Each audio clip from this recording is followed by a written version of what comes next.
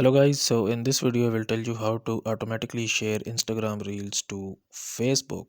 So let's suppose that you have c- created a reel on Instagram and you don't want to actually then save it and then manually upload it into the Facebook. You can automate this process in the Instagram application. So first of all, make sure that your Instagram profile is opened up.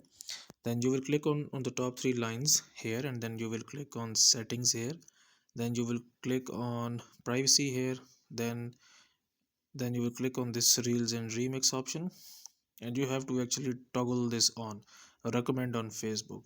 But for this you actually but for this, make sure that your Facebook account or your Facebook page is connected with your Instagram account. Okay, so that's how to automatically share Instagram Reels to Facebook. So guys, if you find this video useful, kindly like this video and subscribe to my channel, and I will see you in the next video.